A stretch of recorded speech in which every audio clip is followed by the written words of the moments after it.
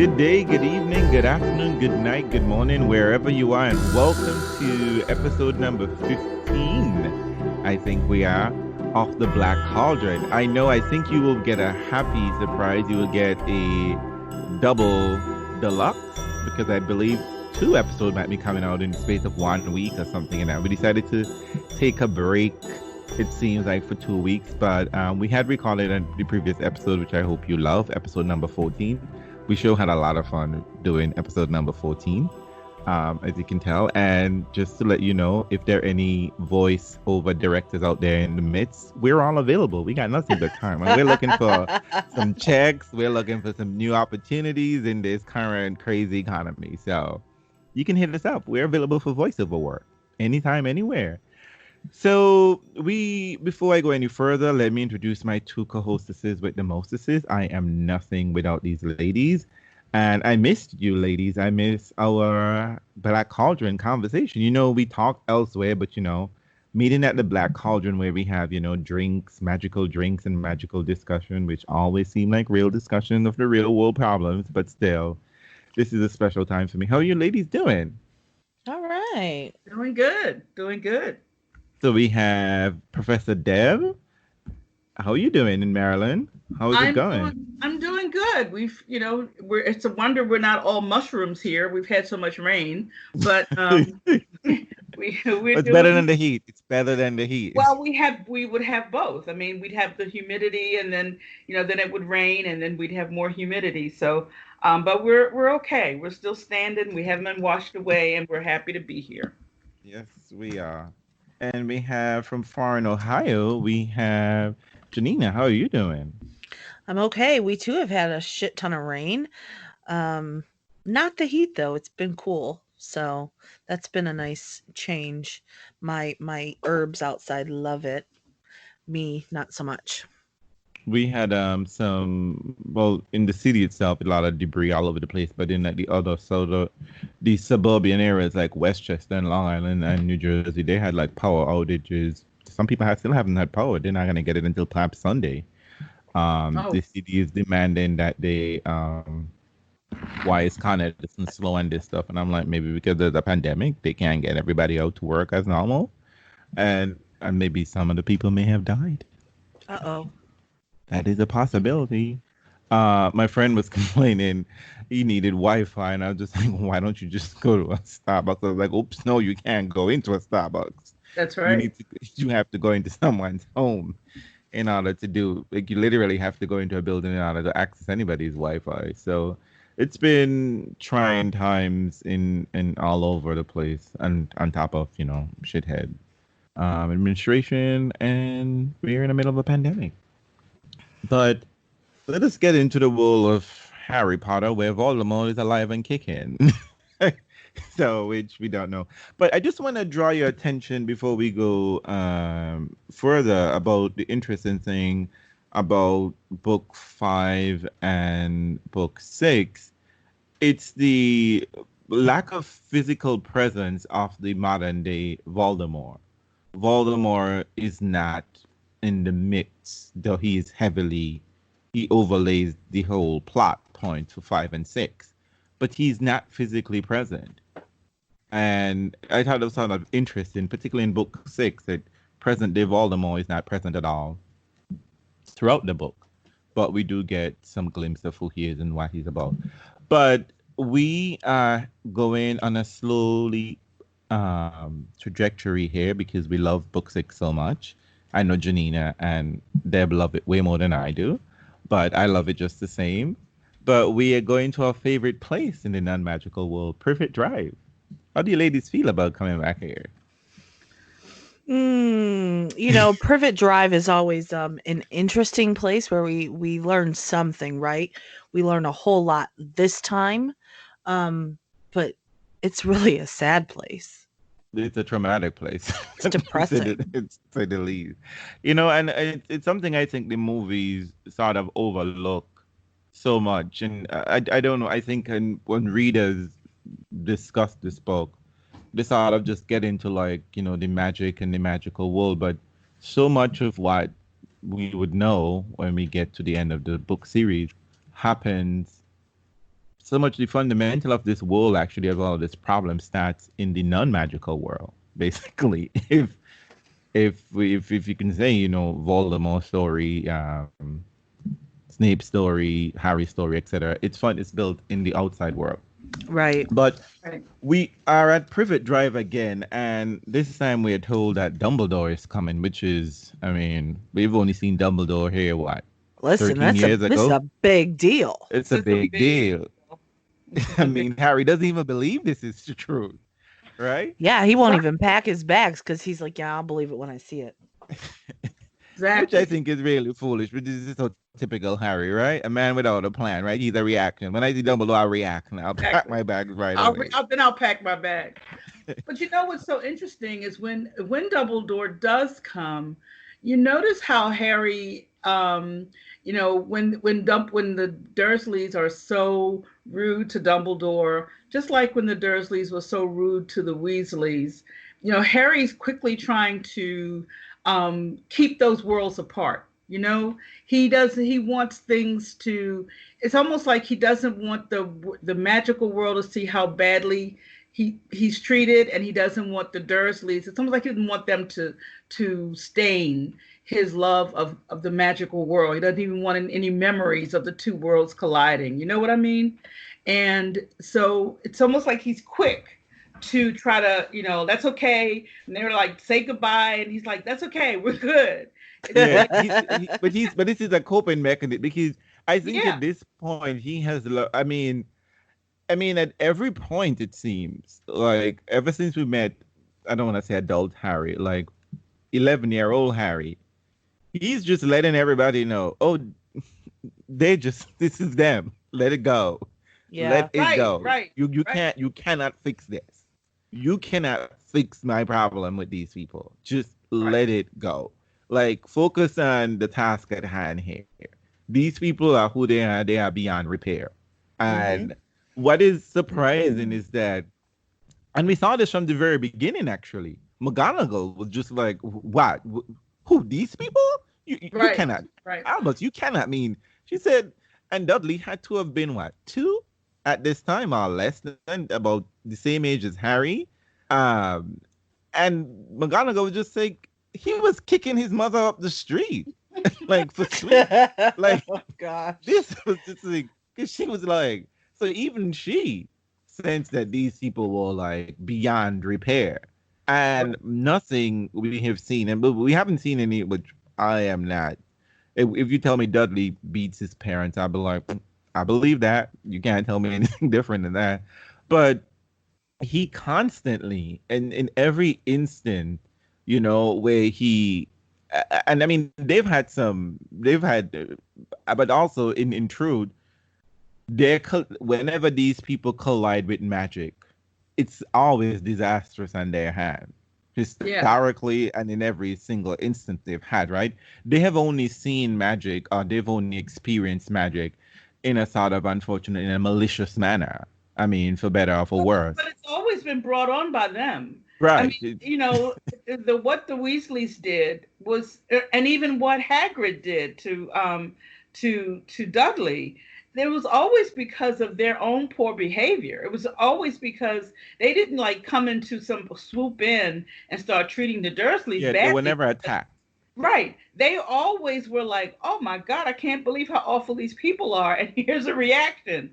So, I mean, they always brought it on themselves. But of course they act as surprised and as outraged. Right. They don't even know that they have been the most rude people in the world, and they have generated this reaction. I think there was a scene where they're looking to see if someone else was in the room. Oh, yeah. Yeah. Dumbledore, you're talking. No, we would never. We would never. But before Dumbledore gets there, we see that Harry is finally reading the newspaper now. And he's reading the whole paper, not just, scanning the headlines. See, he does learn. Lesson learned. Yes, lesson learned. Maybe because he understands the politics of what's happening now, right? Because Hermione have told him, you got to read the whole paper. And now things have been changed now because we have this. I think this has to be like 2 weeks, or within 2 weeks of the incident at the ministry. Um, that whatever has Dumbledore come in for Harry, and we've seen a lot of things that happen. We know Dumbledore, Voldemort is clearly moving out and is operating in the open now. No need for secrecy. Despite his Death Eaters being in Azkaban, he is still able to do a lot of damage. We learned this from the Minister chapter, and we also learned it here in Harry. Has been reading the newspaper, and he is aware of what is happening in the magical world, particularly I believe it's hinted at and not. It's I guess we don't necessarily deal with news in this world as how we consider. I guess we in this current generation, our time, we understand news to be a big things, right? News is like constantly everywhere, right? But Right. Madam's Bones' death it's particularly significant, Susan Bones' death, because one, Voldemort killed her himself, it seems, and two, she was the head of magical law enforcement. She was a woman Mm-hmm. particularly responsible for protecting the magical world in Great Britain, and she's dead. She winds up dead in no time, basically. Like as soon as the wall has, as soon as the wall is aware of the war, you've lost the general. Like we got Right. problems. The magical world is in has a lot of issues, fundamental issues here, and it is cropping up. We are seeing the I want to say the ineptness of the magical world to deal with this Voldemort problem right away. Giants are running rampage all over the place. The Dementors are running free. They're no longer protecting the wizarding community, and we have the magical law enforcement dead, and Harry Potter is still alive and well, so it seems, and that's recipe for disaster for all of magical world, for both the good side and the bad side. But here is Dumbledore coming in, and Dumbledore has to have some. Well, we meet Creature. We realize Harry gets more money again, easily, without even considering. Well, just money. Just Harry is just fortunate to have a fortune again. Unbeknownst to him, Sirius gave him a lot of money. But we also know that he inherited Creature, the creature that he despised the most on Earth right about now. Because he blames solely Creature for Sirius's death. And Bellatrix, but Harry isn't processing that how he was kind of responsible for the whole incident, but he he has shifted that blame onto Creature, onto these people. They are the ones responsible. And you know how we feel about magical psychology. It's not a thing. No one's dealing with this thing. But it's funny how the Dursleys are being so typical, which is a trope in children literature about children who are wards and becoming burden. Uncle Vernon is immediately piqued by what? He has a house? He has been left money? Yeah, he's feeling greedy. He's like, what do you have that I can take? Exactly. I need Well, payment. and remember when Harry first realizes he has money in the first book, he said it's a good thing the Dursleys didn't know about this, because he knows that they're so money grubbing and greedy that they would have figured out some kind of way, even though they have no truck with the magical world. If there's some gold involved, they're going to figure out a way to get a hold of it, or he thinks. Well, I imagine, well, because they would have definitely asked for payment, because that's something. Yes. I think we saw that scene play out with what's the aunt in book 3, right? She says, you're ungrateful. They've taken you in. Oh, Aunt Marge, yeah. Aunt Marge, Yes. right. So there is that economy that is always mentioned and going over Harry's head, right? You're ungrateful. We are doing this for you, and you deserve the hand-me-downs, etc. And how they purposely never give him anything. Like, he wouldn't get an ice cream. They've always been shamed into giving Harry something, right? They've been shamed into giving him a bigger room. They've been shamed into not kicking him out. It's the how they go about this situation. And I mean, this is such a. I mean, every we are only experiencing 6 years of this in to a certain extent, right? 6, 7 years of this. This is a whole lifetime for this child, and this whole reading these books again, like we're doing now. I almost always want to stop right here because I have a lot of questions for everybody. The magical world, like everyone. Like, y'all are cruel because the magical world knows exactly where Harry is. And I mean specifically where he is. Like he was in the cupboard. They knew exactly where he was. And no one did anything about it. And Dumbledore's conversation with the Dursleys states he knew exactly how Harry was being treated. Yes. And to me, I'm just like, this is unforgivable because I don't know if it's some sort of thought exercise in Dumbledore's head where, because he's remarks of the fact that despite all of this, Harry is not broken. And I just like, define broken, Dumbledore. Define broken Exactly. because I don't know. Is it that you think Harry isn't a homicidal maniac? Is that what is not broken for you? Is because okay, he might not want to kill people, but his actions will lead people to be killed. I'm surprised more people haven't died in well. But in addition to that, I mean, it's obviously as much as we think Dumbledore knows all. Remember, he has to go through this exercise by bringing Creature into the living room so that they can figure out if Sirius's bequest will work. Because they're not quite sure whether Sirius's wishes are going to be carried out in terms of leaving Harry Grimmauld Place and Creature. That Creature's loyalties would then be transferred because he's not a blood relative of Sirius. So Dumbledore actually, by him bringing Creature into the living room of the Dursleys, as if the Dursleys weren't already,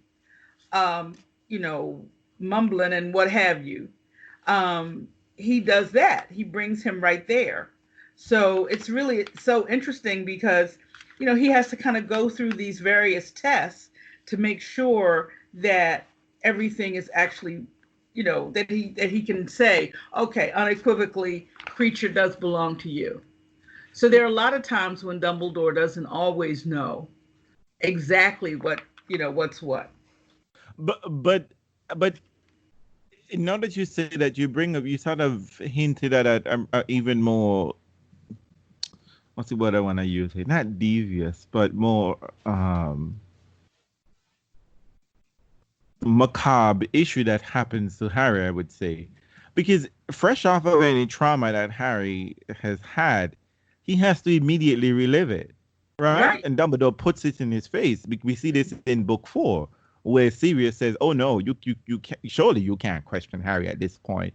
And Dumbledore says, "No. He has to do this right now. If I can delay this, I would, but it is very important." And I think it was the larger plan that Dumbledore had in mind. He wanted to push, and they're like fresh a week or 2 weeks after this Sirius death. Again, Harry is shut up in a place by himself to deal with it. No word from anyone, basically. And he brings the thing. I'm sorry for calling Creature a thing, but in Harry's mind, it's what it is. He brings the very thing that is responsible for him, because in Harry's mind, it is Creature, because he tells Dumbledore this in the last book, right? You're not blaming Creature. You're blaming Sirius. You're saying this is Sirius' fault. And it's Creature. Creature was the one who did all of this. And because that was the thing that really sets Harry off to the ministry, right? Hermione was saying, no, don't go. And he says, I gotta go check. And it's Creature who says, oh, he left and he went and And let us not forget, Dumbledore has to do some pretty nifty kind of persuasive magic. And I mean, when I say persuasive magic, I mean torture. He's already admitted that he knows how to, he's sufficient at legilimens to get Creature to tell him the truth. But also, for him to call Creature there, it's a level of magic. Because it goes beyond the ordinary powers and whatever. That might be a flaw by J.K. Rowling. But since it's Dumbledore, I'm going to say that Dumbledore did some kind of hocus pocus, Dumbledore could turn off the wind. So, I mean, I don't think Creature is any match. You know what I'm saying? Dumbledore can turn off the wind, so he can definitely bring a house elf that doesn't belong to him into the fold. But that I thought was just fresh horror for Harry, right? And then Right. it's off to go. Okay, Harry, everything that brought about your godfather's death, but hey, let's go on a little nighttime stroll. I mean, it's like, and meanwhile, let me go deal with your aunt and uncle, and check them for treating you, and just let you know you have one more year of this mess. We know you have your own house. You know what I mean? It's that thing, right? The grandma place now becomes that elusive thing that Harry Hmm. is so close to touching, but certainly can't get it, right?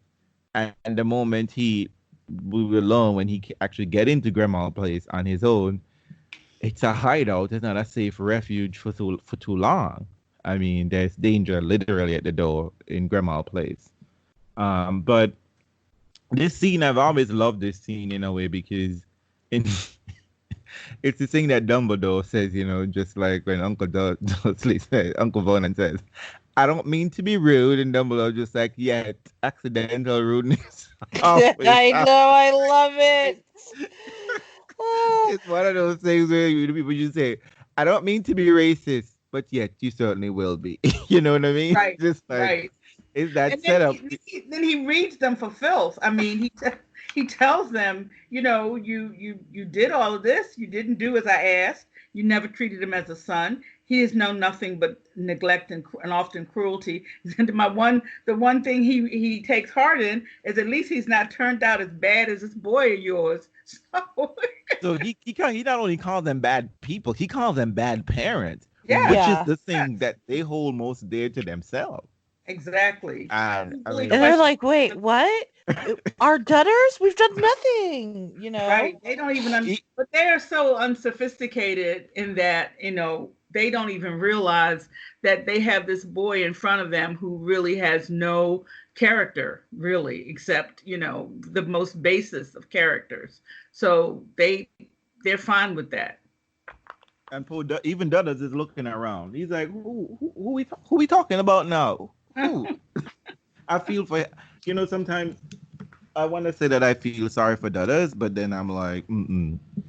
I know you're a nasty No, piece of work, No. Dudders. no, we do not feel I, sorry for I, old No, dutters. I mean because in the sense that it doesn't take children in this happens a lot, not just with cousins, but in sibling, where the parents take, and we would see this later on in this book, right? Where a parent takes a particular liking to favors one child over the other. There's a direct favoritism, obvious favoritism, and that child doesn't know children don't know how to operate anything other than because it's one of those things where I'm benefiting from the system, right? I hmm can't call out the power structure because one, that power structure might come down on me. Two, I don't want to upset my favored place, because I'm benefiting from the system. Why would I want to disrupt that? But it's how he.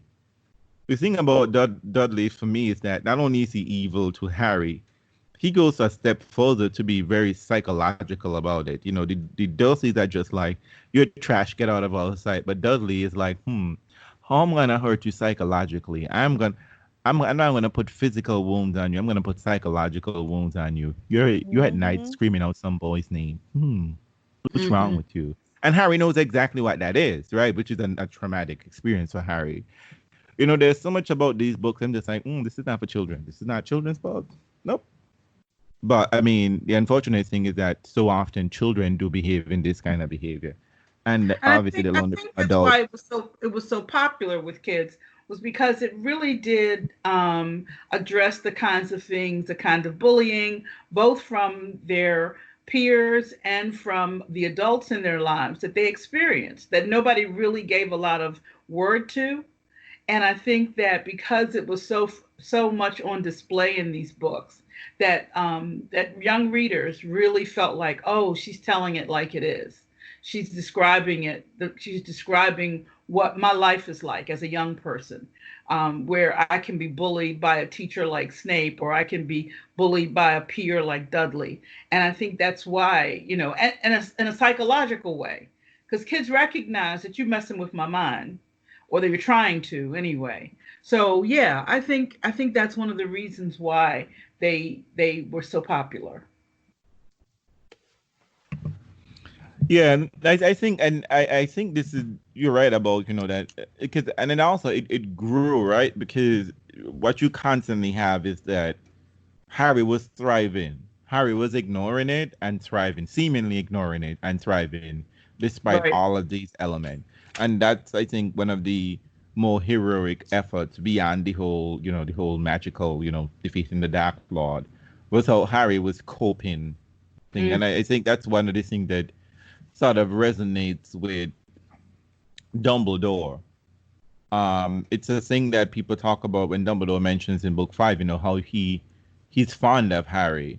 And I'm like, well, I don't get it. But then as I'm reading it now more and more, I am getting what it is about Harry that he sees in himself. And we would learn later on that there's so many elements about them that connect the two of them that most people are not aware of. Not even people in the magical world are aware of that situation. Yeah. So we move on to meeting Horace Slughorn. Harry notices that did y'all catch up on the fact that Slughorn is gay, right? I mean, that's clear, right? But It okay. is? It is? In my mind, it's totally I did not clear. even assign any Me either. to Horace Slughorn. He just seemed like one of those individuals, gay or straight, who was always looking out for himself, always looking out for how the people around him, and surrounding himself with people he considered important enough to spend his time with, or the children of people he thought were important enough. Yeah, why did you think he's gay? I just think he's a collector. Yeah. Oh, he is a collector, but there are certain I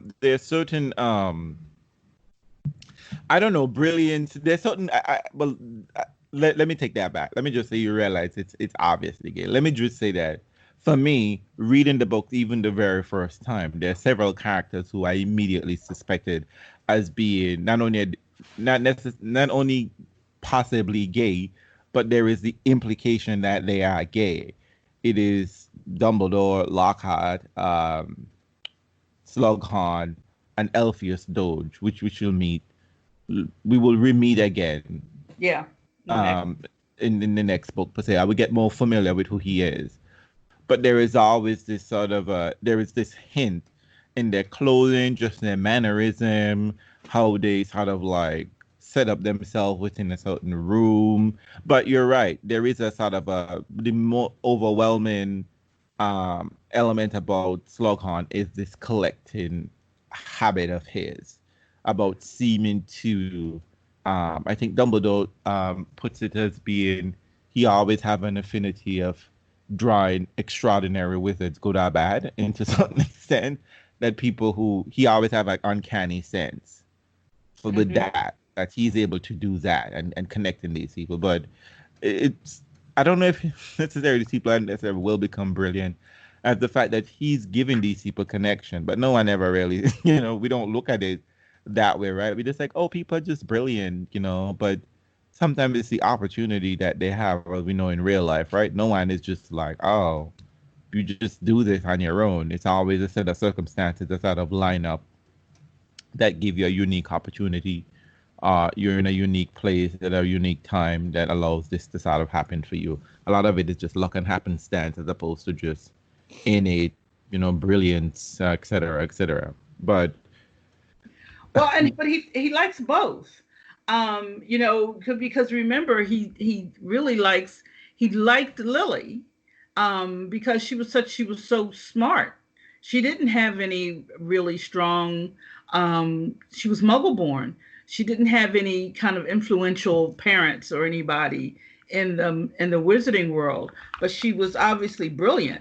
So he had a mixture of people that he wanted around him because they were the best, and he could point to them as being in his circle, or he pointed to them because they could give him something, whether it was candied pineapple or Right.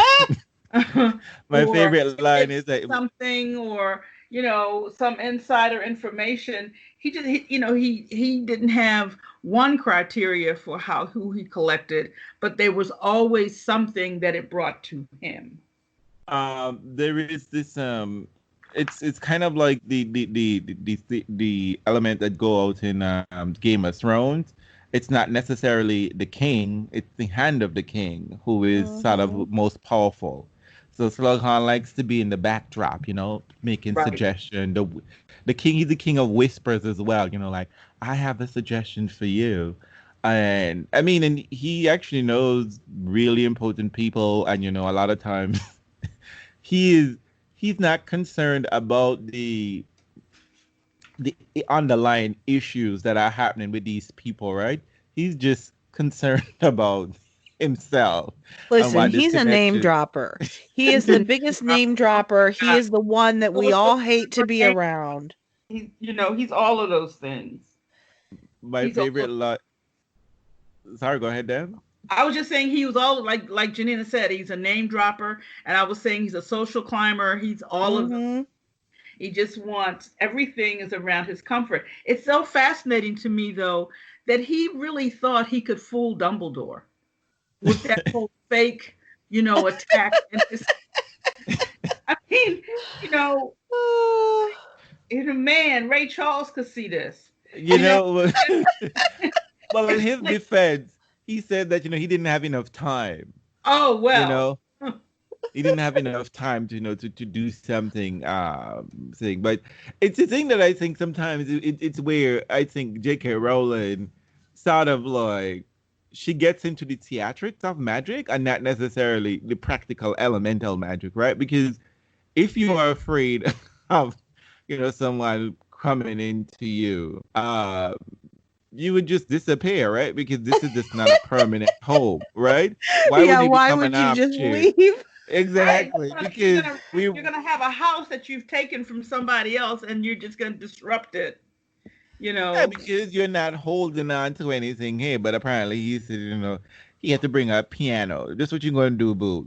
Be in some strange house playing a piano, like nothing about this man. This is what I'm Yeah, saying. I think of like an over the top Liberace type of character. That's why for I'm Oh just yeah. like, oh, sure. Okay. this is I For can see that. sure. totally I gay. can The, see the that. crystallized pineapples, the ring, the poof. You know what I mean? There is, which is, though he has Lily in his fold, he seems to mostly gravitate, and might be the power structure because this magical world is not necessary. It's very it's um patriotic, not patriotic. What's the word I'm looking for here? Oh my God. Patriarch, you mean? Patriarch, yeah, patriarchal society. That's it. Thank you. The spelling is in my head, but just not the pronunciation. I'm like looking at the word in my mind, like, what is it? Yeah, because most of the people he hangs around are usually men, boys, right? And he Right. name drop a lot of men. I mean, like there are women in the midst too, but he seems to be keen on looking out for men being in the power structure, not necessarily women initially, because he doesn't. He just goes for names, goes through the role, and then sees name, and then let's just go. But when Harry says to him, "So wait, you don't think the Death Eaters could find you? People could find you just saying you crystallized pineapple," and he was just like, "Oh." It's like a 15-year-old just dismiss your whole plan. Your whole premise just went down the drain. 15-year-old just coming on. But the funny thing about Harry, it's how Harry has this ability to sense when people are cool and calm with him, and when people see him as a person, as whether to see him as a property or an object, because he Mhm. has the same sense around Ollivander. He doesn't like Ollivander, and this is the sense he picked up since 11, which is a keen sense that abused children go through. Oh They can yes. smell the room immediately. They know who is gonna put their life in danger and Well, who. it's like we talked, I think, before about children of alcoholics or whatever. You learn to read the room. You learn to look out. You're very, very wary of your environment. You need to know who is going to be a problem for you, who might be a help. But there is this kind of very much like a radar about what's going on, who's where, and who might be a potential threat or who might be an ally. And I think Harry does have an ability to do that. He does have a sixth sense to pick that up. And I don't mean in a magical sense, but more or less just the sense he has honed from having lived with people who meant Yeah, him good. he's So far more yeah, experienced uh, than his peers. yeah, I I think think that's so. one of the reasons why they had a look to him as a leader, because Harry, in some ways, beyond the sort of like crazy adventure he gets involved, he's the one who has a far more mature sense of what's happening amongst adults, that he Right. doesn't trust adults immediately. Hermione's always, that's a teacher. They won't do that. Harry's Right. just like, Yes, what? right, right. And, It's and just like, Hermione has had a different experience with adults than Harry Hmm. has. and So even Ron. and Ron has had a different experience with adults. I mean, his father works for the ministry. He's used to adults who are basically somewhat benign in a lot of ways, and Hmm. certainly benign towards him. And he's so far down the pecking order that none of them are paying him much attention. Poor So Ron. so he's right, but I think it has made him kind of like, oh, kind of whatever. Before But he also, adults have unless behaved. his brothers have told him something about the person. But I think in Ron world and Hermione world, adults behave as they're supposed to behave, Yes. right? The Yeah, adults are yeah. like the parents would be parents. They're doting, they're providers. Harry doesn't know this life at all. Like all No, of he the just gets adults repeatedly have shit been on. right for Right. growing up most of his life. Adults have constantly been mean to him. He would learn sometimes intentionally or for intentionally mean to him, or also they have to keep the cover going. They have to be mean to him, Mrs. Fig. So, but one of the things that become clear is that Harry is looking at Slughorn and be like, Dumbledore is just the best. Harry constantly like Dumbledore could protect you. That there's that sense where he's telling Slughorn, like Hogwarts is the safest place to be. And I'm just like, you need to talk to Deb, because Deb have questions, Harry. She has a lot of questions about your assumption about Hogwarts being the safest place to be, because every year we just get the sense that it's just not. But Well, I think by now we know it's not. By now we really do know it's not the safest place. But, that's one of the mythologies that we've kept going for all of this time. It's sort of like almost like a trope in the series that every time somebody talks about Hogwarts safety, all hell breaks loose. Something horrible, horrible happens. I saw somewhere on the internet this week. I don't know if it was a comment or someone put up a tweet about somewhere about how Dumbledore is like there is Dumbledore off being the worst headmaster. Well, I think it was on Oh, a It's YouTube interesting video. because over the years, as I've gone to various Harry Potter conferences, to have watched the evolution of how people perceive Dumbledore.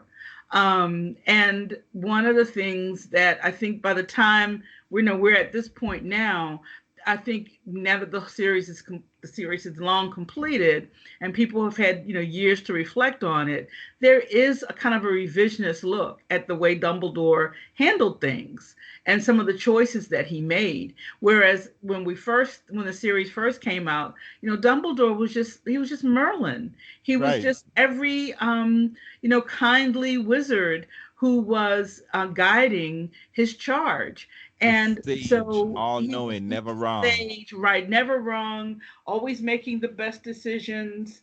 And I think we were kind of lulled into this sense of who Dumbledore was until we're rudely shaken out of it, when we get to this book.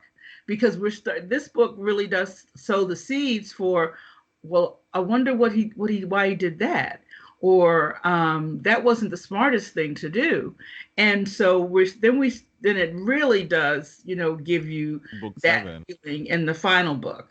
But yeah, I think there has been a real evolution. The other thing was the last Leaky Con I went to, there was a panel talking about the security or the lack thereof of Hogwarts.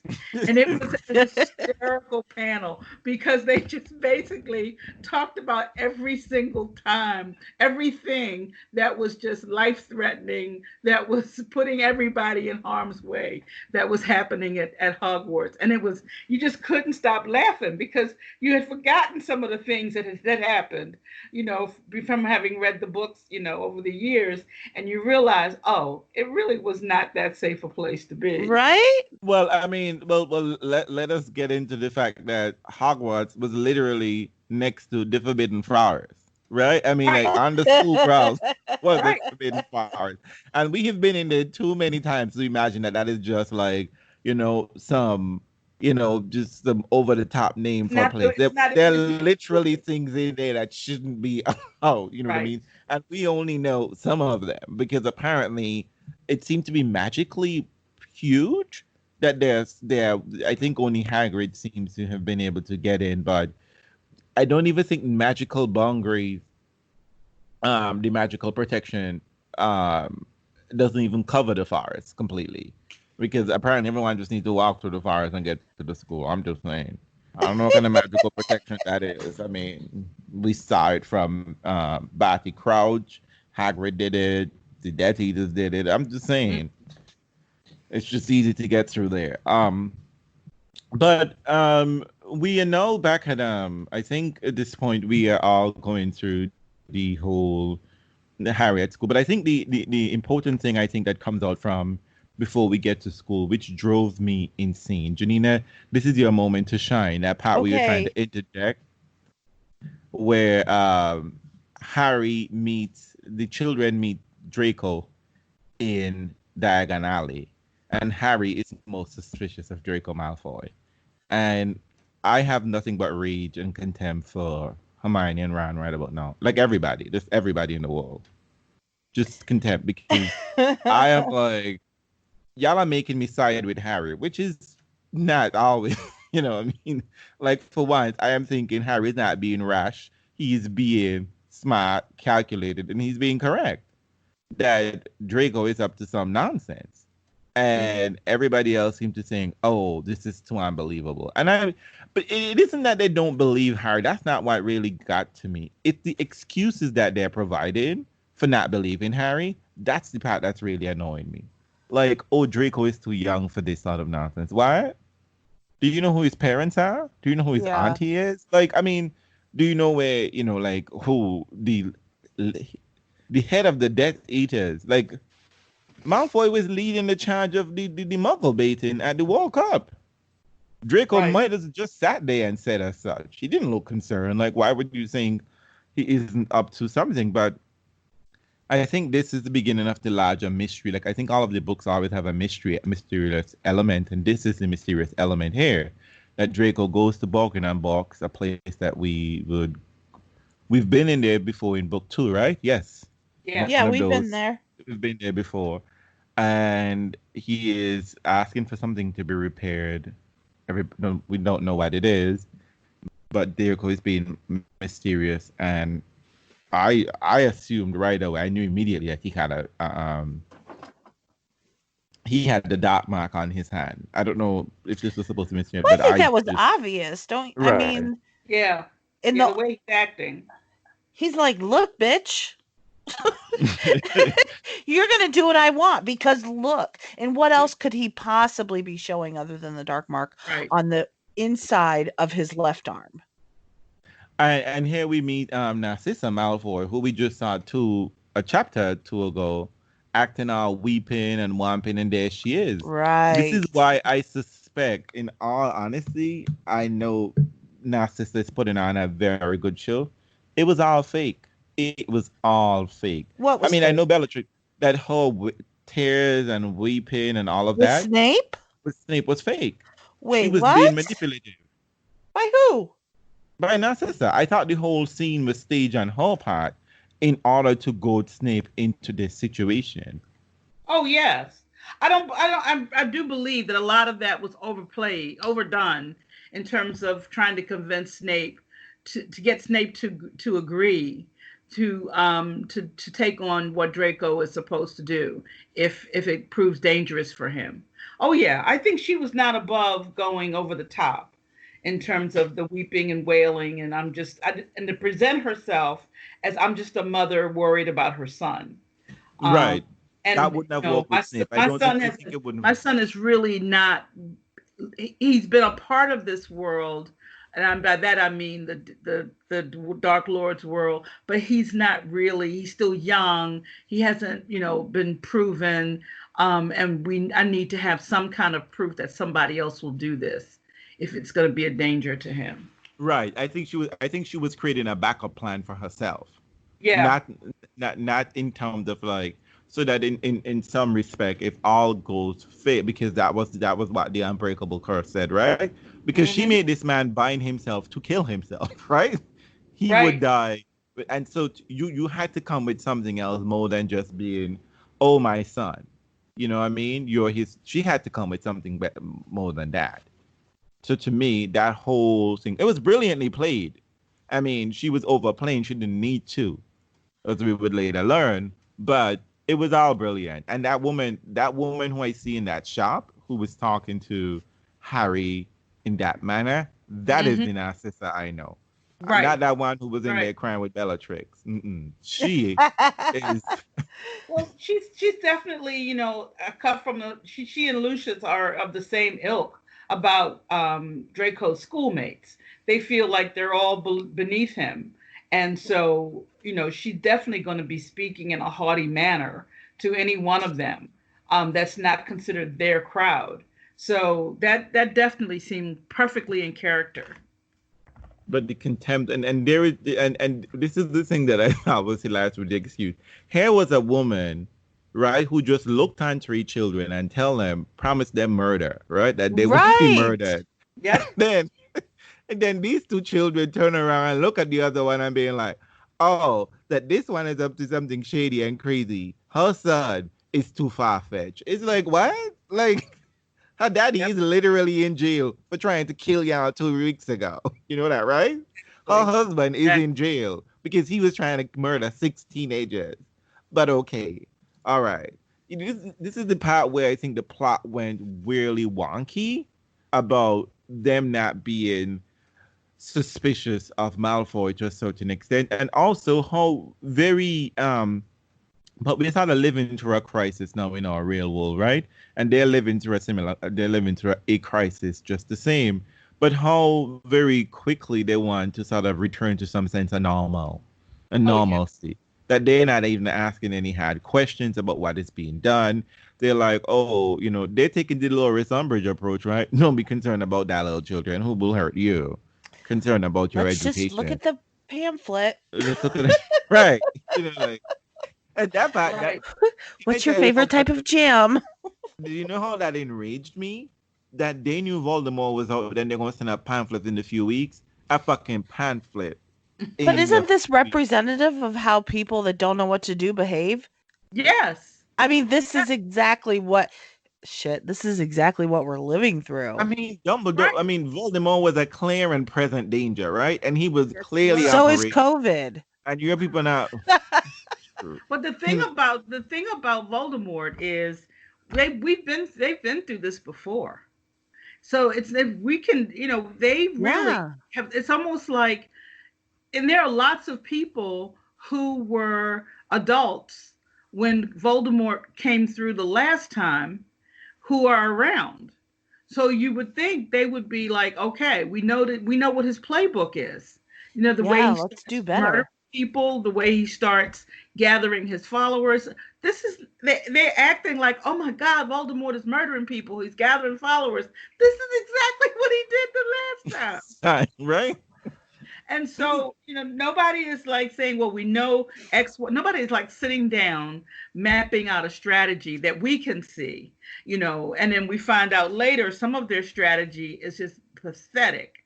like, locking up Stan, Sean Pike, just the kinds of things that they do are just so ridiculous because they don't know what to do. They got rid of Fudge because Fudge refused to even believe he was back. And now they've got someone who basically, and wasn't Scrimjar an Auror? He was the head of the Aura He was head of, department. I would rather have Mad Eye Moody in charge. Because this is somebody who took dark magic seriously. But they don't seem to have people like that. I think that is what Scrimgeour. I mean, Scrimgeour. I think Dumbledore mentions the fact that Scrimgeour understands that bit of it. But I think what is happening here now is the politics that Scrimgeour doesn't know how to play. Oh, I think he's playing them exactly how any politician would, to be honest. I mean, listen, we don't like what they're doing and we don't like what it looks like. It's not a good look, right? But this is exactly what real world politics looks like. Right. We don't care who we catch. We don't care if they're innocent or not, but we got to make it look like we're doing something. Right. We know these pamphlets aren't going to be that great. They're not really going to help you, but we've got to do something. And this is what Scrimgeour is doing over and over again. He's trying to get Harry on his side so that it looks like we're doing something. I think that's a piece of brilliance of this part of the book, because even though what the authority of the wizarding world is, what they're doing is not effective. It's not effective at all. But I mean, we see this play out in real world politics all the time. It's all about appearances. We're living it right now. We are living it right now in this moment. Wear a mask. Don't wear a mask. Wear this kind of mask. Don't wear this kind. It's constantly changing to make it look like we're doing something, when the truth is, you don't know shit. Right. Well, the truth is that they're not taking us seriously. Right. They're not taking the situation seriously at all, because, I mean, the thing that is not pointed out is that the Order of Phoenix is an old group. The Order of Phoenix had to exist back then because presumably they weren't doing anything else at all. Right. That the magical community itself wasn't doing anything. That they were just consumer. Dumbledore was just like, this isn't what you need. I don't need to be in charge of anything. I don't want this post.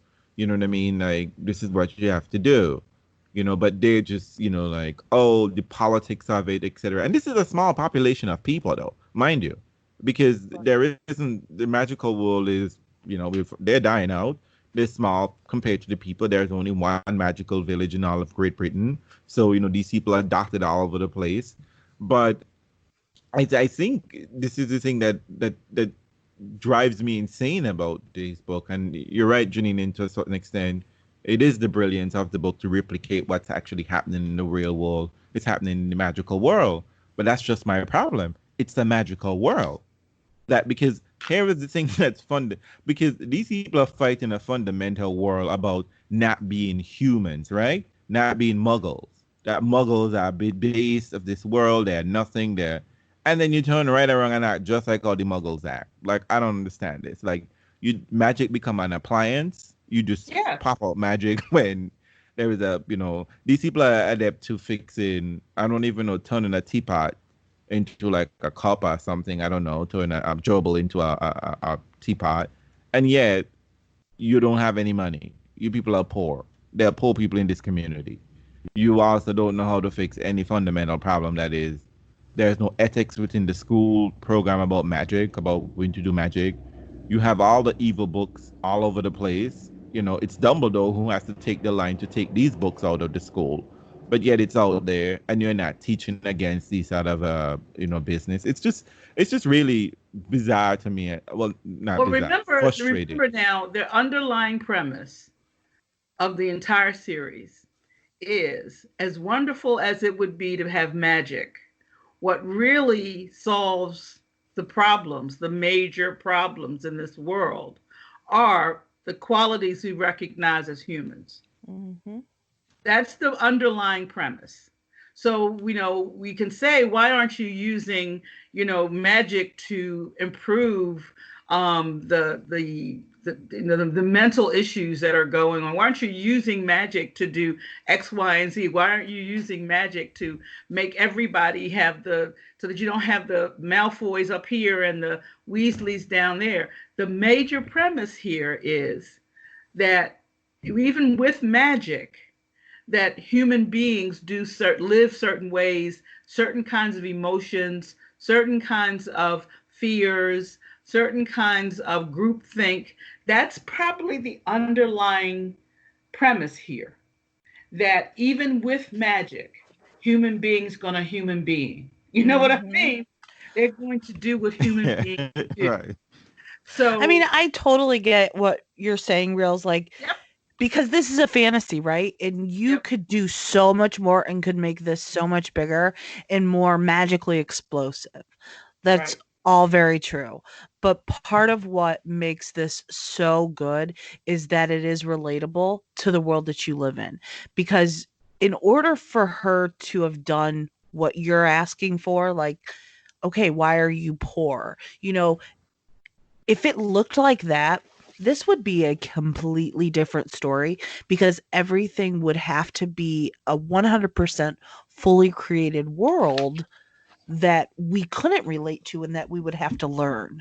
So I think it works because it does fit into the muggle world and there are relatable pieces. I mean, of course, also there would be times where you're thinking like, "Oh my god, but you can do magic. Like do better. You've got magic." And we all want that sometimes, but I really think that a big part of this entire series is the fact that it is paralleled with the world that we already know. right. I mean, Okay. it's wonderful. So we obviously find out that Slughorn is really quite a talented potions teacher. But that doesn't mean that he's not an a-hole. Right. Right. I mean, he's still doing he's still grabbing, he's still social climbing, he's still name dropping, but he's quite a brilliant potions master and teacher. So, that is really kind of what we're up against. We're juxtaposing the fact that these people have these magical skills and abilities, but um they also have all these very human qualities. Yep. And these are the things that keep their world as small as it does. Well, it isn't just. I guess I'm asking about. I am frustrated by a certain things. I think at the beginning of this project, I sent some questions that I think we should sort of considered. One of these being, about how with the magical, like with fantasy, how fantasy often approach because fantasy approaches fantasy seem to be so much in the real world, right? That fantasy and the real world seem to be the same thing, right? We're just using like a magical element, like a cloak, to cover one thing by changing yellow to green, but we're still essentially dealing with the same thing, right? That's the sort of so the magic here is mainly incidental to the fact that these magical people are actually people and Right. they're dealing with people issues as we have in the world without magic, right? But we also have weapons of mass destruction and appliances, etc. So there is that allegorical link, I guess you could make in a sort of a parallel, I should say, we can make. But so the magic almost become an allegorical to what's happening in the world. But for me, I think what really frustrates me is that though it's a story, it's a children's story, any fantasy, whether it's adult pitch fantasy or like children level fantasy, is that here is a moment and an opportunity to deal with the issues, the issues that you're really talking about, to get at them, to bring them to the forefront and really have the big boy discussion, a big girl discussion about what's happening here. And oftentimes they just don't. These things happen and we just accept it. Well, it's what happened in the real world and then just moving along. Because the thing that frustrates me, the thing that I'm getting at here is that here is the magical world fighting this proxy of blood status war, right? They're fighting this useless, this pointless exercise, right? and they're, pointing out that they're better than humans, and yet they're so human, right? Mm-hmm. And no one Yeah. seems to, and what we are well aware of the fact that not only they know nothing about humans, the magical world on the whole is almost completely ignorant of how non-magical people behave and live, despite the fact that so many people from Muggle family come into their fold, that they Right. just choose to sort of adopt this out of a madness practice, and no one is investigating or ever stops to question that. You know what I mean? There is no element within that force because we do have that in our real world where people are trying to have these discussion and discussing the structures that are in play in our world. I mean, know how difficult that is to even get that Right. messaging out there. But at least it's happening there, right? Like nowhere in any, no matter in the most repressed society, is anyone really sitting down and just fighting a singular power structure, like a singular figure, right? They are the people who are fighting the system because they recognize that when the Voldemort goes away, someone else is quickly there to prop up and take over. Because we've But I seen, think that that hasn't been the case in this situation, because when Voldemort was vanquished the first time, they basically went back to life as they knew it. They did Mm-hmm. not, nobody else, the Death Eaters, nobody else tried to step in and be Voldemort Jr. So, they basically had this reprieve well, of time. They had, kind of nasty people and people who had ideas about who was better and who was not. But they didn't have anybody really trying to do the power grab that Voldemort did until he returned. And which once he returned into his himself, he basically then picks up his old playbook and sets out to do even more damage. which is sort of odd though. Which is a sort of I think it's maybe a story stroke because we had a Grindelwald before Voldemort, right? That Right, you but would do Dumbledore, you would remember imagine that within Dumbledore vanquished him. right, but well, he imprisoned him. Yeah, right. Um, But I mean, he right. but I mean, in the sense that why I say that is because it seemed rather odd that there was this power vacuum that no one seemed to fill that void. That there Hmm. wasn't even any like two-bit players. You know what I mean? There is always someone stylizing themselves, to be, like posing. That no one Right. seemed to be doing that at all in the magical world. I don't know if this is just like because there is always Well, someone willing. Fudge did. Huh? Fudge did for a while. He was kind of a benign ruler. He didn't, he only got involved in things that made him look bad. Remember? So, if something was going to make him look bad, he was quick to take any old solution, whether it was, yeah, oh, let's lock up Sirius or let's lock up Hagrid or whatever it was, anything that would make him look bad. But basically, he was taking advice from Dumbledore and money from Lucius. Mm-hmm. So he was acting out that kind of posing to be in Okay, charge. I see what you're But saying there. Okay. but he was not, what he, and so he liked that role so much that he was bound and determined that he wasn't. He figured he put his fingers in his ears, and when people told him that it was going to change because Voldemort was back, like he can't be back. He even says he can't be back. I like what I have so far. I like what I have. Being in charge so much that I have to deny the reality that we're on the ground that everybody has been telling me. I have been taking advice from Dumbledore. I have been running my stuff and asking him questions. But as soon as he says, "Hey, Fudge, stuff is going to change because Voldemort is back," Fudge, he got no time for Dumbledore. Now we're trying to lock him up. But I think I may have discussed this here. We talked about this in the fifth book that there really wasn't much. Um, I guess maybe in just the mode in which how you operate, but Fudge and and Voldemort seem to be the same way because they seem to harbor gender issues, about disparaging looks on women. They seem to Mhm. also have disparaging blood status incident.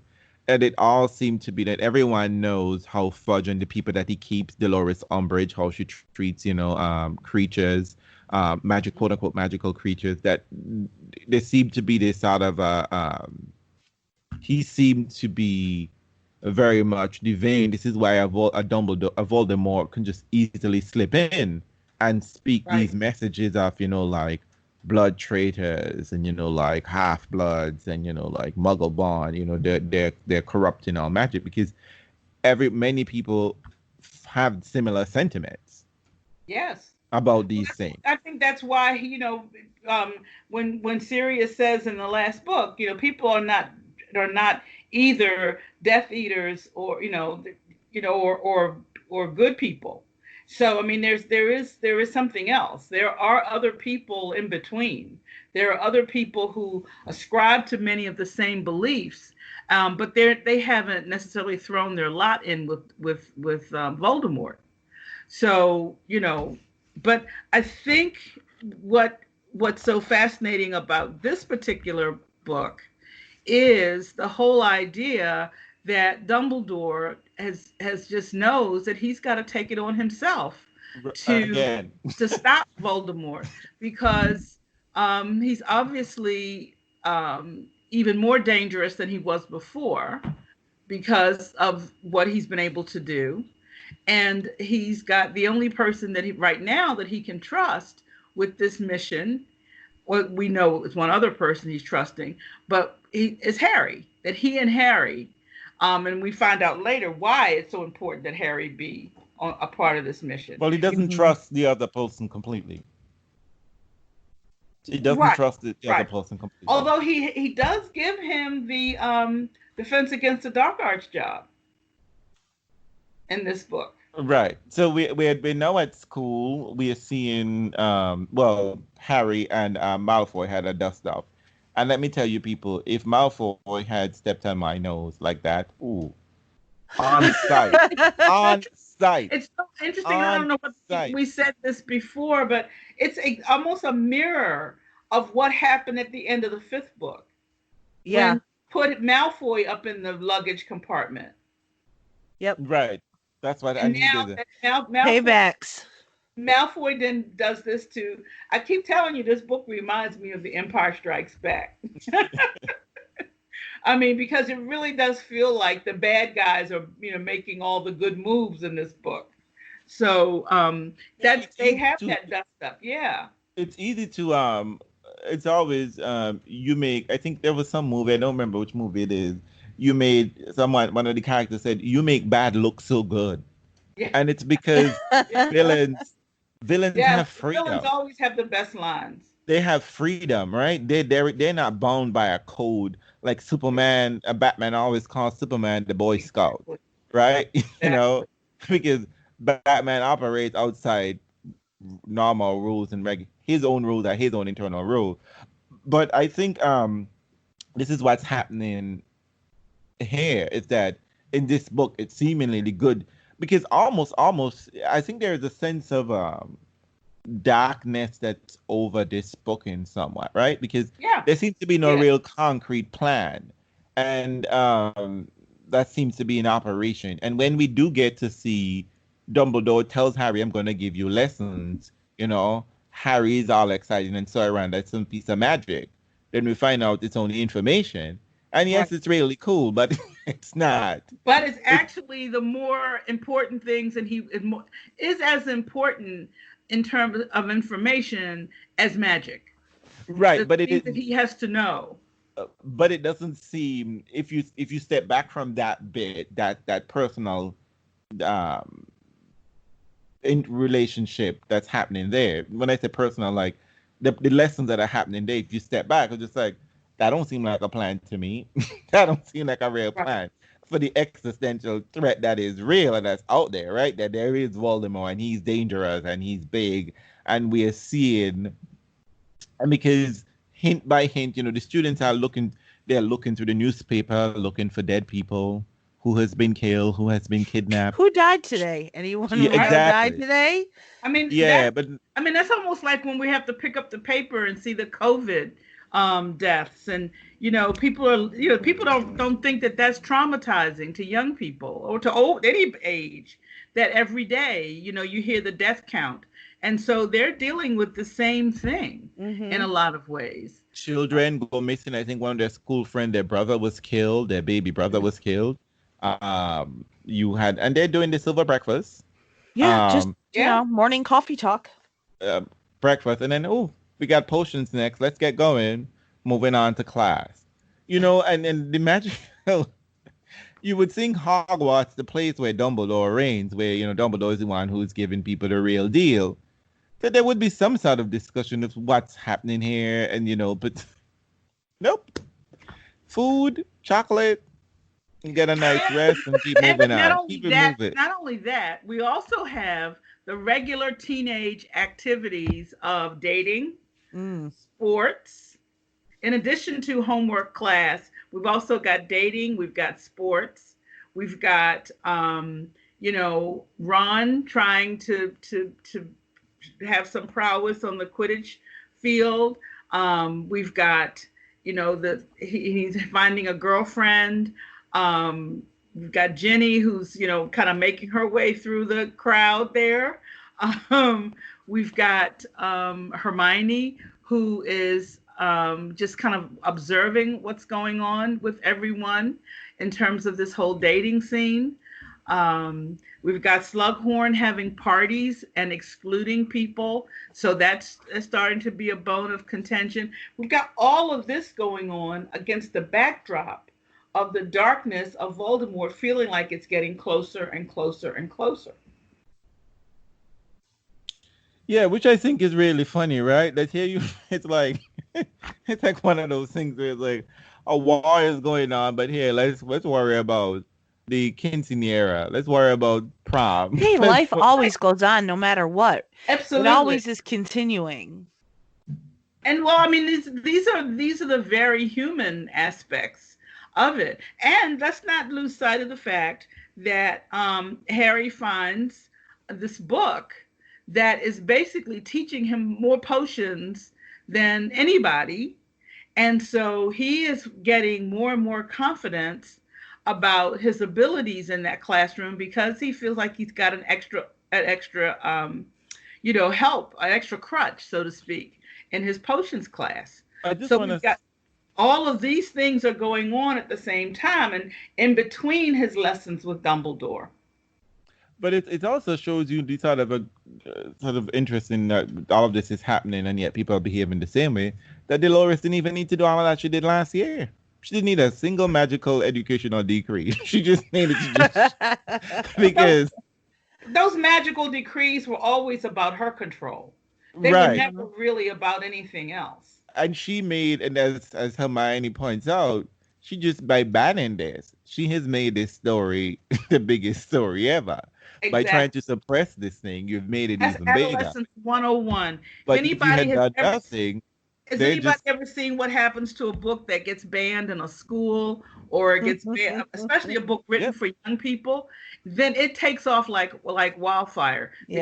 The kids can't wait to pass it back and forth.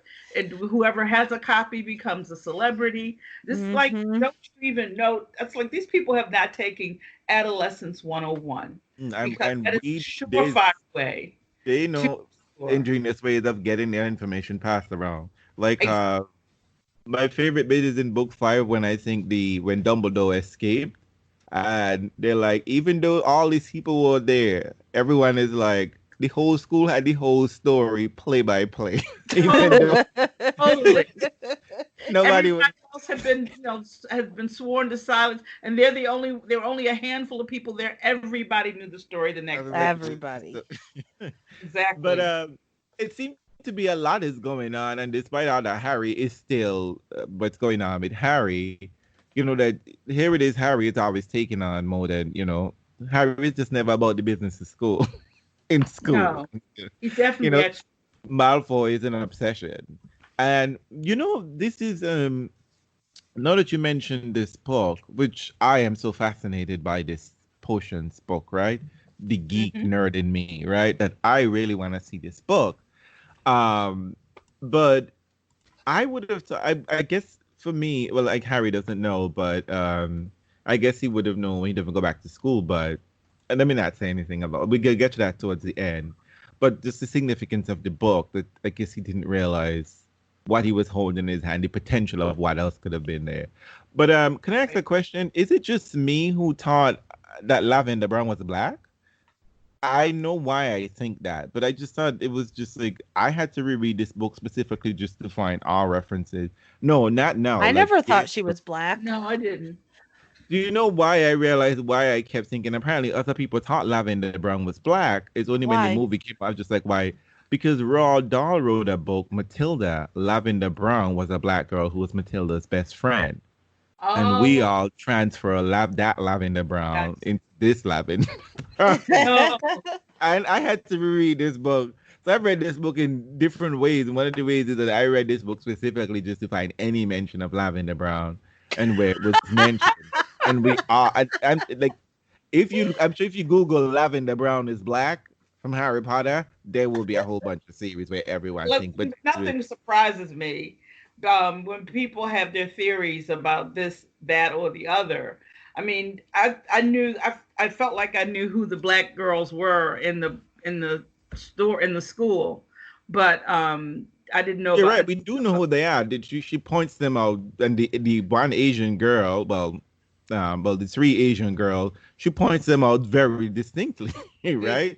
But I don't know. I just thought, oh, how progressive! A main character dating a black girl. How interesting! You This know is gonna what? highlight I these thought racists that onto TV when this comes out in the movie. But it was interesting that Jenny was dating Dean. And even though Jenny's not a main character, she's definitely very much a presence in the book. always Uh, forget Dean is black. She was dating. That yeah, was a kind of a and of long. course, you don't know who his daddy is. Trick, girl, girl. You be really pulling out all the stereotypes, eh? And Kingsley, the other black man, is a big old strong, fighter warrior. I was Well, I mean, like, oh, I thought Kingsley was much more cerebral than Mad Eye, in terms of what? but just in terms of his approach. So, when he was talking about, when the way he kind of conducted himself was in a much more cerebral way than Mad Eye, who was basically just screaming eternal vigilance, Oh, I see what you're and saying. wanting to take, these long circuitous routes to get places, and so they weren't followed. Oh, I thought I Kingsley just was a assumed very that noble. Kingsley being a black man, he No, just I has thought to look. I mean, his persona. Yes, he was a black man, but I thought his persona was very dignified, very That's the black man at work, and when white spaces, he just got to keep his head down. and he was, and he was good at his job. I mean, the prime minister didn't even know that he was in there protecting him, and didn't even know he was from the wizarding world. I've always had the impression that Kingsley was one of the most respected wizards of the community. Yeah, I did. Always. Yeah, I mean, he becomes the minister of magic in the end. Right. But yeah, I got that impression that he seemed to be very skilled. He was a skilled aura. That much is Yeah. very clear. And We would see that. There are many instances that very reference refer much to a that. mentor to, like Mad Eye had been to Tonks before. He was very much, kind of a force for teaching the aurors under him. No, I thought he was a good portrayal. Oh no, but I'm just simply saying that he becomes like the warrior, right? That he is that sort of skilled being, and he's like a security guard sort of thing, sort of action figure in a way. He becomes that person, just how she is. Not just like he was necessarily a bad characterization, because I don't think that Dean portrayal was ever really like a bad one. I mean, like he gets as much screen time as Seamus, right? Like they're just that those boys and it seemed that from her own conversation, she sort of wanted to lift all of those boys in that room, those 5 boys in the room, and give them a proper place in the whole series, because they're all so different and so alike in many ways, right? Like they all had a different, unique story to them all, but you never really got to play that out. But I just thought that for me, Harry, this was just like Harry was dealing with a lot, and again, he had to push all of the trauma. It's like trauma is happening, but Harry has to push trauma at times to still be a teenager. You know what I mean? Like there's still teenage things he's got to do. That was the result. I mean, the other theme to me about this book and Harry in Harry's characterization is his resilience. And even though there's a lot going on that way, I think he was definitely, that's one of the things that we come to see, and that just gets stronger and stronger as we move to the latter part of the series, is his resilience. Yeah, and I think I think there is no doubt about that every single book begins on Harry's resilience, right? Starts on Mhm. that is like the ever, if Harry is nothing else, he's resilient. You know what I Yes. mean? Like, I mean, from his whole character, his whole uniqueness as who he is, we would learn in book 5 about, why he's chosen as the boy who lived, is he lived. That is the resilience in Harry Potter. Everything about him speaks resilience. But I mean, But sorry. I mean, it's not just because of that, of that connection with Voldemort. No. I'm just saying that from everything about him, even from the beginning to Right. everything we would see through about him, in almost every situation we see Harry resilience coming through. And Yes. what I love is that Harry, Harry as the Quidditch captain, he's over these people. He's over them all. Like he's just at it with Right. Harry. Harry is not good at managing mundane, tiny little things. He's not good at that. You know what I mean? He needs Hermione to deal with that. But Harry is managing big projects. But to deal with the picking of the team and all of that, when he was just like, "Oh, Angelina, no, it's Alicia, girl, you're gonna come on the team," and she's just like, "What are you talking about? Like, everybody got to try out." She's just like, "No," she's just like, "Everybody has to try out Harry." Like, Hmm. like you just don't get to say, "I'm the captain. I pick my friends and whatever the case may be." That leads to a sloppy team, and Harry's over here trying to manage and scream his head off with all these people. And it's funny that the wizarding community is still coming to see Harry like he's some celebrity. Like, He is a seriously, He is a celebrity. celebrity. I'm just like, oh my God. Like, I'm just like, at this point, I'm just like, I'm not interested in this celebrity. I'm worried about Voldemort. Like, I'm surprised these I mean, children. I thought that part was cute. they're intricately tied, so much, and so yeah, I totally understand that they come, and in a way, the fact that Harry is there playing Quidditch, he's doing what he does, is very reassuring because he is the one who got away from Voldemort, and so people do project. This is why Scrimgeour wanted him in and out of the Ministry, That's because they right. knew that they see him and say, oh, that makes me feel better to see Harry Potter. You're like, seriously? How does that help your situation? But Because people do feel that way. what I was saying, Deb, in terms of the resilience is that, and you were saying it's just that Harry resilience is just more than just him surviving the initial attack by Voldemort. But, it's like everywhere, like, every situation Harry is in, he's surviving and he is coming through and still pushing on. Um, Not necessarily, he's necessarily, but actually, we do see that he's future thinking because he's thinking about wanting to be, he's obsessed with being an aura Right. after school, and he's taking these subjects. And this is so, I have to tell you that this is so like my experience in high school about the OWLs you take determines the level that you can do Right. for Right. any WT. This is so British and so Caribbean. It's the same thing. Someone comes up to you and tell you these are the subjects you can take. In order to do X subject, you need a pass in this subject or that subject. If you want to do so, and it really messes people up actually. Like if you want to do medicine, like Right. it is Like, a nope, you're frightening sort out. of experience. And some countries they have a lot of sixth form, which is the what you call the NEWT level. But Mhm. in my island, there was only one place, one school that was doing that. So that was super competitive. So it meant that other people had to find other options because they just didn't make the mark until they opened up and they had a larger place with more places and they could offer more, give more students more opportunity. So it become like I was looking at Professor McGonagall and Harry and be like, oh, you can do this, you can do that. It was so annoying. And one of the things that a lot of this subject required you to pass English language and English literature, which is two different subjects in the Caribbean, just so you know.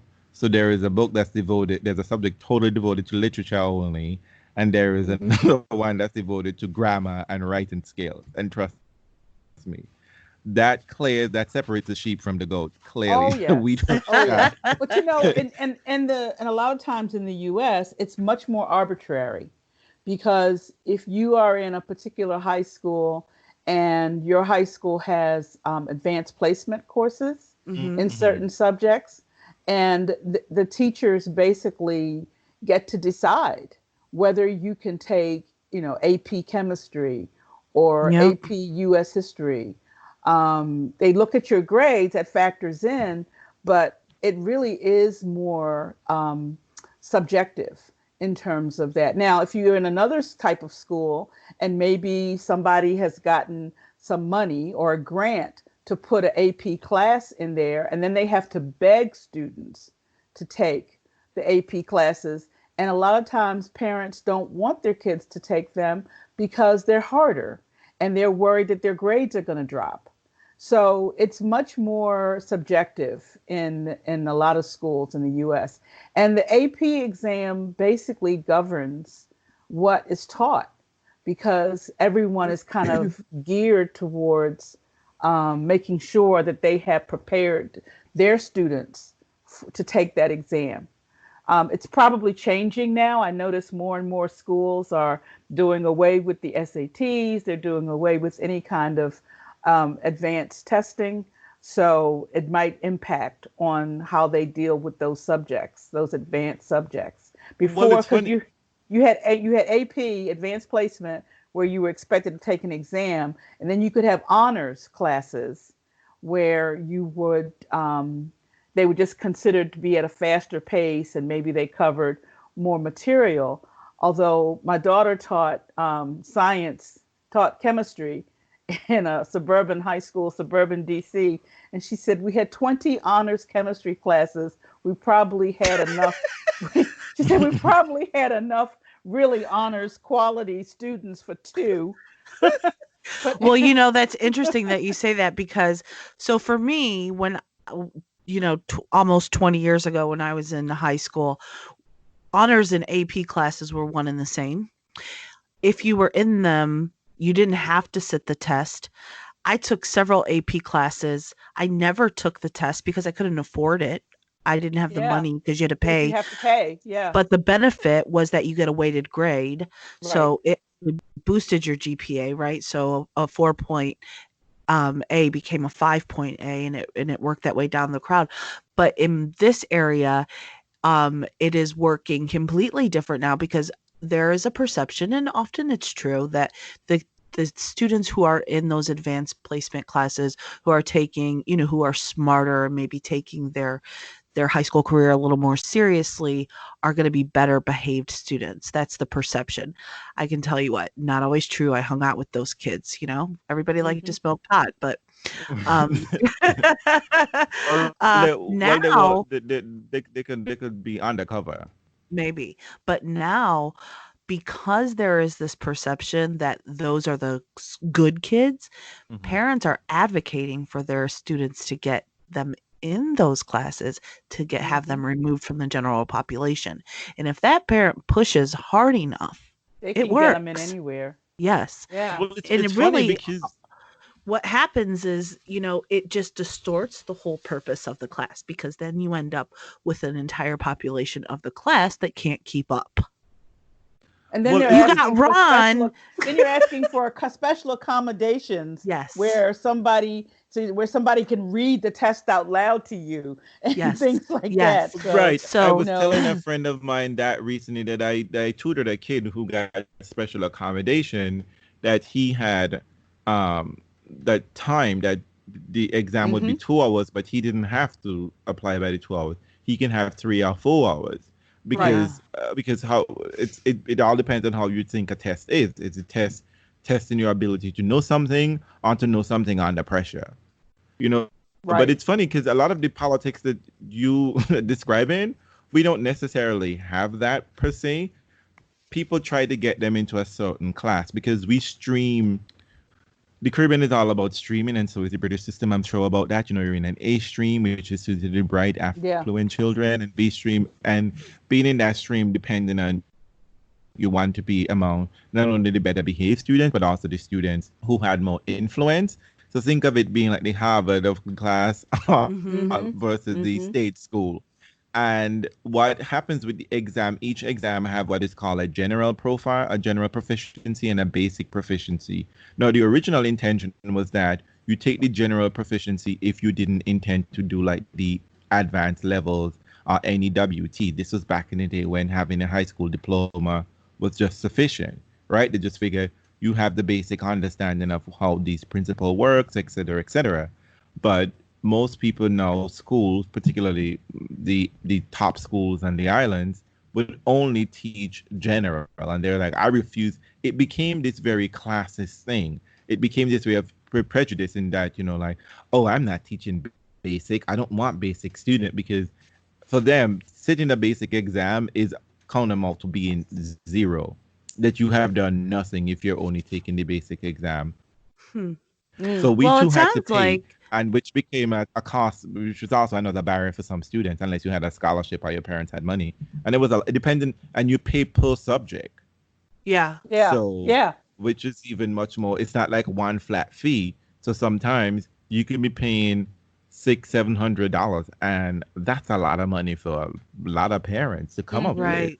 For sure. But it's like, you know, but in a way, getting back to the book, I mean, remember Snape had set his own rules, right, in terms of who he was going to take in his class. Isn't that so incredibly jacked up? I mean, but he's like, I'm only taking these kind of students to take my next level class. Well, and I mean, so, McGonagall is making that assertion as well, because McGonagall they all are.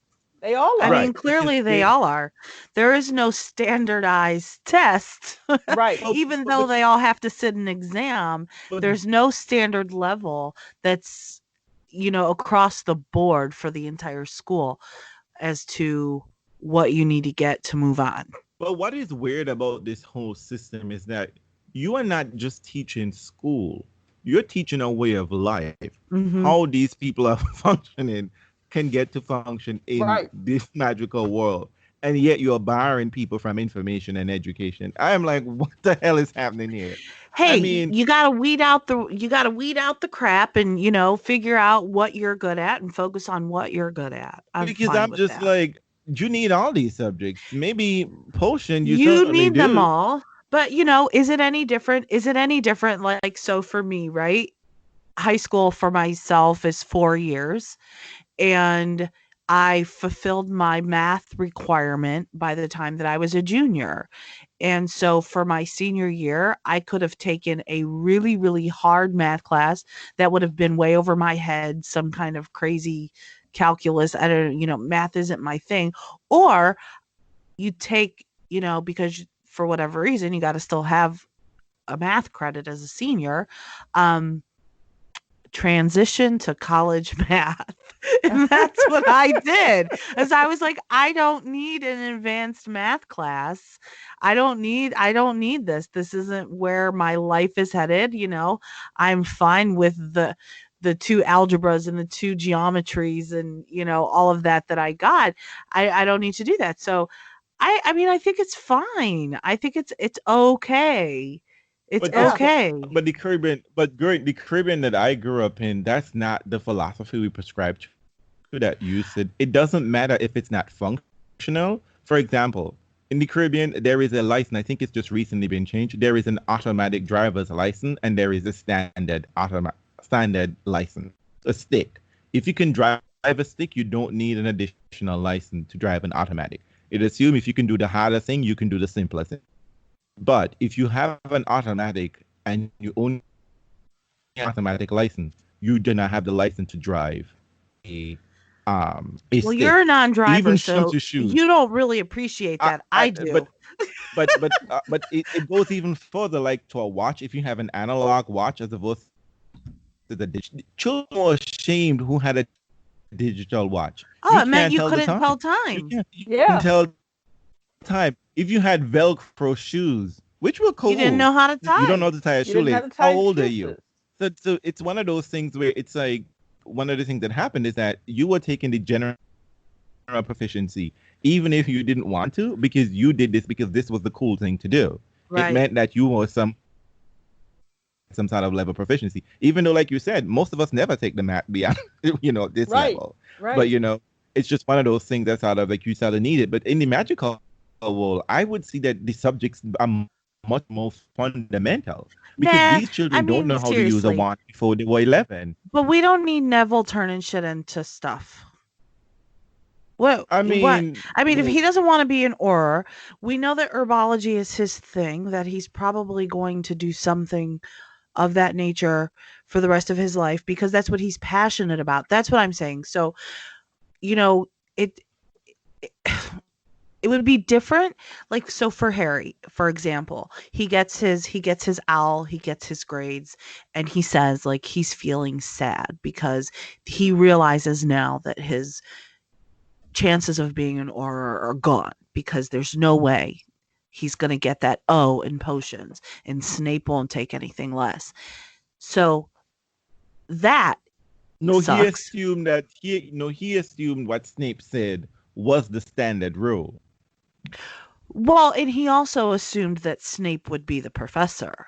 No, because Both. It's both. he It's told both, McGonagall. Realz. It's both. It's both. I mean, it is. He assumed that Snape would be the professor, and therefore, because he didn't get an O, he couldn't take it. Right. And he assumed it was also the standard rule, even after finding out that Slughorn said, right. or that they announced that Slughorn was going to be the professor, that he still couldn't get in because Snape doesn't take anything less than an O, so why would Slughorn? So I think it's totally both. But then McGonagall says, no. Professor Slughorn is perfectly happy to take students with ease.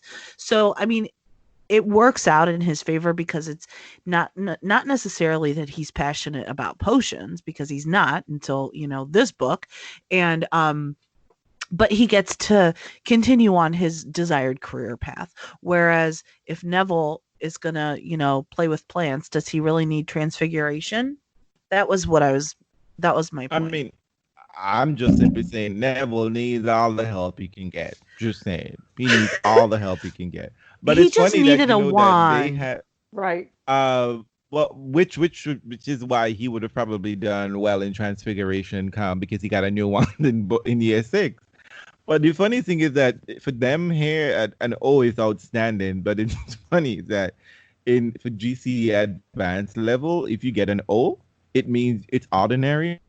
And it means that you have not shown any skill of advanced understanding of any of these subjects. You're still stuck at the ordinary level. You are a basic bitch. You are a basic bitch, basically.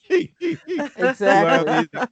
But for the Caribbean version, you get numerical grades. So you would get a 1, which is the best. And with all A profiles, they would have different, you would have shows, computation and understanding, etc., etc. You would get a letter grade for that. So if you get all A's, you would get, that's a 1 with distinction. And it used to be 1 and 2s were pass grades. And then 3 used to be, between 3 and 5 used to be failure. 3 and 4. And all you would get, I think, is an N grade, a no grade. And sometimes people would get 3s only. And then people would say, oh, he's a forester. He got only 3 trees. And it was so horrible. Well, what's funny about your grade.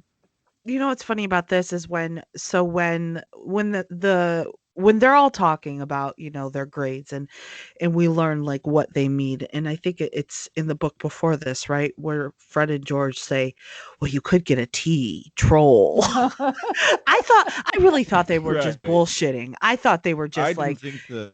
I did. And then here come the owls in this book, and they're reading through it. I'm like, oh my God, that's real. Because wouldn't it be like Fred and George to just say, to joke around and be like, oh no, you can do even worse than that. Well, that's right. true. But the crazy thing is that I think Mrs. Weasley is lying about their Ron. grades because they had to have had proper grading now to get to be in any WT. They had to have Right. proper grades, and they couldn't just pass 2 So subjects. I'm a little confused about what that actually means, right? I guess, and you're right. Maybe it's a flaw in the book because they leave in their 6th year. 7th year. Is it the 7th year? The Yeah, twins leave. It's Yeah. just at the end. So Yeah. what happens though, honestly? Because she says to Ron, "Oh, you got more than Bill or George, and whatever their names are. What are their names? George and Fred Fred. and George. Fred and George combined." So if you don't get any, does that, what do we ever really learn what school looks like? We don't, right? I mean, are you stuck in remedial potions? No, you'll go back because Crab and Goyle are not in any WTs. They're still in. They had to repeat their 5th year. Oh, so you're And repeating. So it Yeah. is what we would think of as a traditional F, like you failed. Mm-hmm.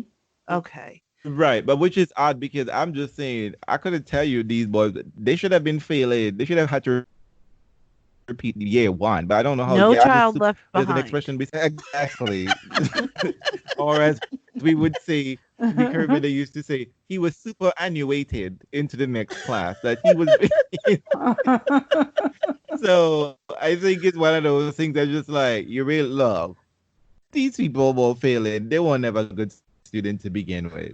So I don't even know how they even got, anyone put them up for for OWLs in the first place. Because typically teachers would say in our system is that, oh, this student isn't ready for this level.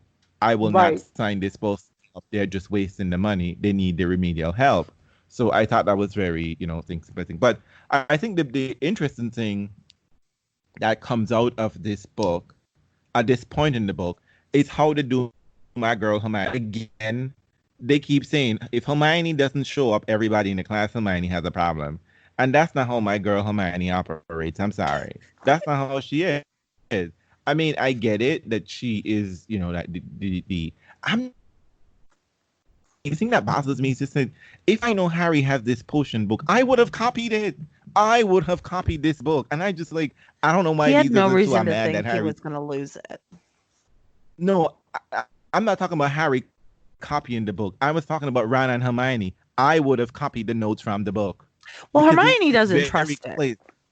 But Right. it's very Hermione clear- doesn't trust it. Hermione But doesn't this- trust it, nor does she think it's fair. And Ron's remember, not smart Hermione- enough to copy. Hermione and Ron just figures Harry will tell me. Yep. But Hermione, remember, she's very wary of things like that. Now, remember how she was about the broom in book, Right. book 3? I mean, this is this is in keeping with her Yeah. character. But I think as the book goes on, it does get to be personal with her. Mm-hmm. And it's not like so much that she's competing with Harry. She's competing with whoever the Half-Blood Prince is. So I do think that, and I think, as I've said all along, Hermione is one of these people who has got in her head, maybe because she's Muggle born, maybe because, her family came from where they came from, that she has to be better than everybody else. And I do think it's messing with her. And we will talk about that, when we get to it. But I think at this very beginning, it's going to be something that it's more than just a textbook. I mean, to her. Because I am saying, because for me it's just despite the outlandish spell that he is going, it's potion, right? And we know potion is very technical. Right. It's chemistry, right? Yep. And I'm just this thing is giving you really good. It's showing that this is the thing, because for me it's this is the thing that I didn't find that part about the revision that the person was making, or persons were making, right? That actually it's just a person was making the revision that person was making, because it's very clear that this person knew what they were doing. And this is how chemistry and medicine and all this thing work, right? There's a refined process. There's a revision to it. We do this right. way and we do it better. And whatever the case may be, that potion just doesn't. And we have seen that new potions have been invented in our lifetime within these books, right? The Wolfbane's potion, you know what I mean? And there seems to be like fixing other things that the potions is an important thing. She even mentioned that in book 5 when she was talking about potentially being a healer. So Right. I'm just like, I don't know. Listen to me. I'd have been like Harry, because I know Harry. I would have been a Harry. I would have been copying that book, drawing because it's my own book too. You know what I mean? Because I can write in my own potion spell. Because I'm just like, this is an amazing thing. I'm not Right. concerned about the crap to the sides or the half blood prints or whatever mess that is.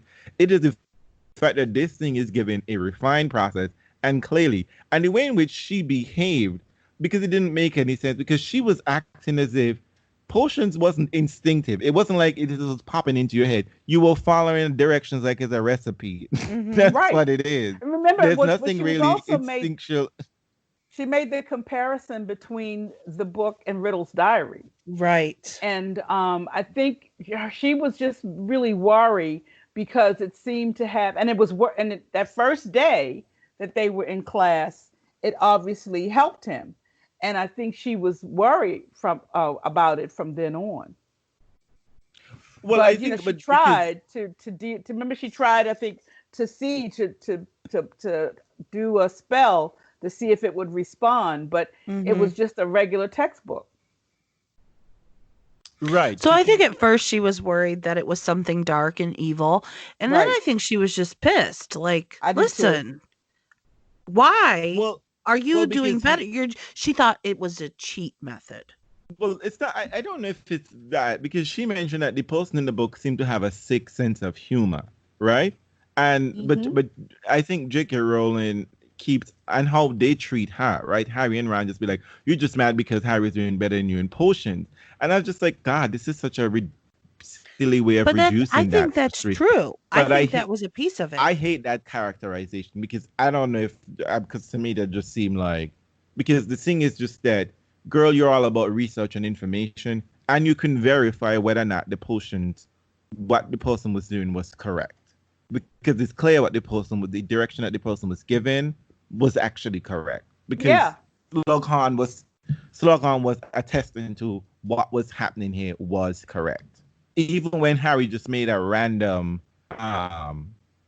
thing, and it's clear that Slughorn was also mentioning that Lily was doing the similar thing, that she was clearly good at thing. And I think at some point he said, "Oh, he's even as good as you, Severus." So I think Lily and Severus probably were really cool. They lie about when in potion, and Lily had her own flair for this sort of thing. But I was just like, that whole, I hate whenever the book reduces Hermione to this character trait of Hermione, because I'm just like, God, this is so messy. It's just a funny way of dealing with treating women, female characters, that they're always jealous and just wanting for when they're not, because it almost it's not though. Hermione Ron like gets jealous too. Ron gets forever jealous wanted of to be this a book. teacher's pet.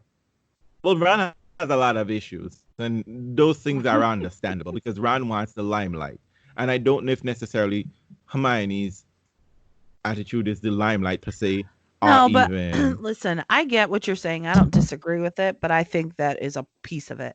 I think she is genuinely pissed that somebody's doing better than her, and it's not 100% of their own accord. I think she is flat out jealous. And I'm just like, he's doing the same thing you are doing, girl. He's following the directions in a book. That's it. Because well, that's Ron's theory. Right. No, because whoever thought you would be a Ron. No. What I mean is that in the other subjects, in the other areas, she's clearly is able to do something that they can't do. Understand magical theory, magical complex magical direction and application, right? Because there is this notion that it's an application in your mind in terms of the pronunciation, etc., for make magic happen. Because she's making good constructs, right? Like her magical transfiguration doesn't have elements of whatever it was before.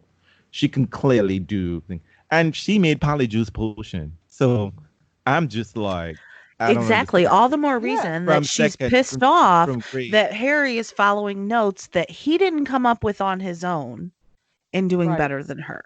This is a huge. She doesn't make any potion. This is the thing that I don't get that.